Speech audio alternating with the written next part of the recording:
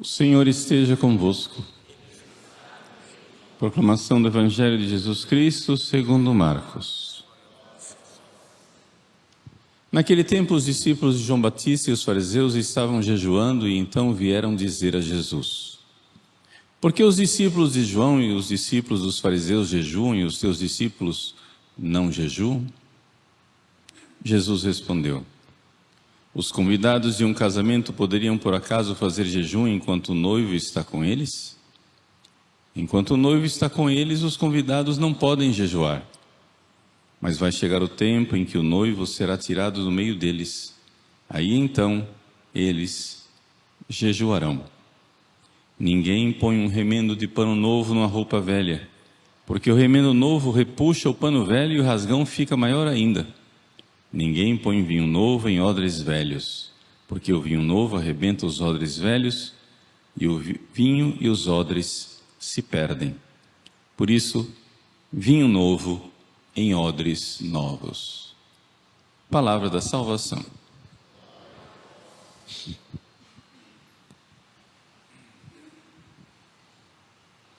Meus queridos irmãos e irmãs, com alegria celebramos São Sebastião, que é um santo de grande devoção no nosso país.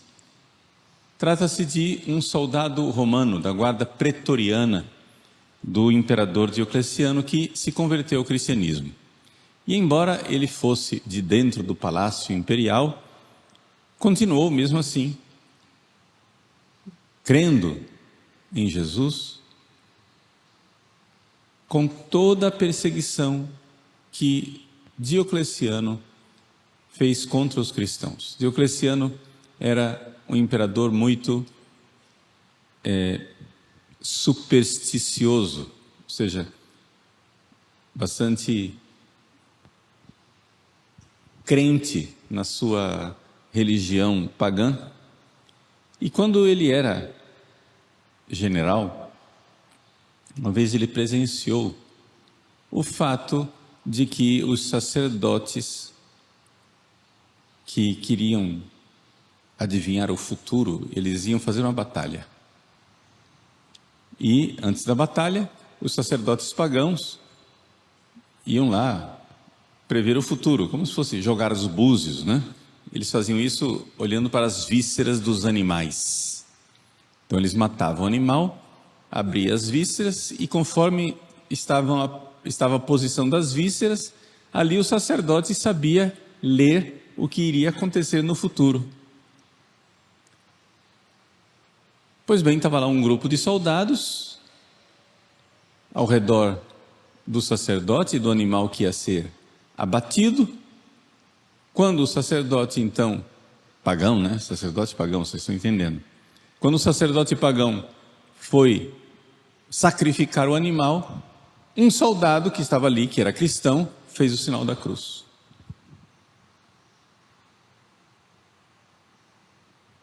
O sacerdote abriu as vísceras do animal e não conseguiu ler, ou seja, não conseguiu prever o futuro da batalha.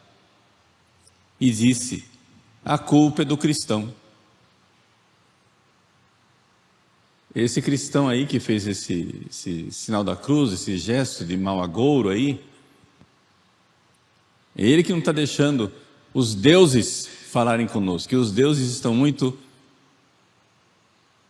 chateados, estão muito irados com o império. Por quê? Porque o cristianismo está crescendo cada vez mais. Foi isso então que levou Diocleciano a empreender uma das mais cruéis e sanguinárias perseguições aos cristãos. Foi esse imperador, fanaticamente oposto ao cristianismo, que mandou matar milhares e milhares e milhares de cristãos. É a este imperador que servia São Sebastião.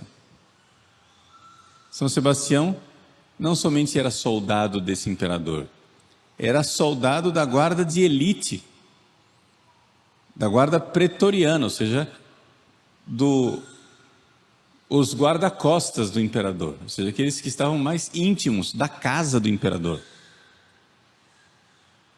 Então, quando Sebastião foi denunciado como sendo cristão, o imperador o chamou. O imperador gostava muito dele, era um bom soldado. E decepcionado diz: mas como você faz uma traição dessas? Então São Sebastião professa a fé, diz com toda clareza o seu amor por Jesus, e então ele é condenado à morte. É aí que acontece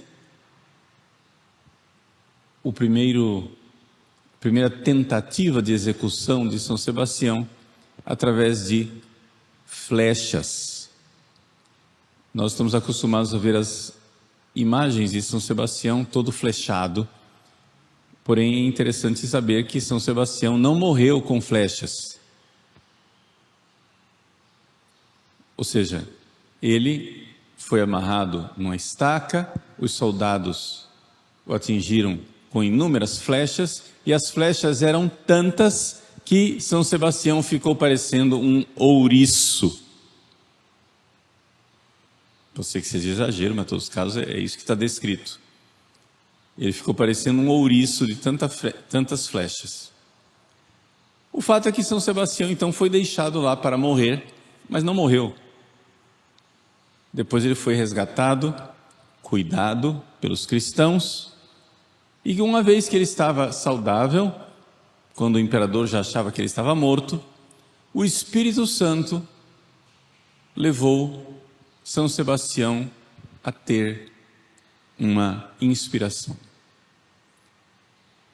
Vejam o amor pelo inimigo. E se eu voltar lá ao imperador e mostrar para ele vir, veja, eu não poderia estar vivo, veja com que milagre, veja com que poder, veja com que bondade, com que amor Jesus me salvou da morte, e é assim, me exibindo diante do imperador, vivo, saudável, assim o imperador certamente se converterá. Sebastião então ousadamente se apresenta outra vez diante de Diocleciano,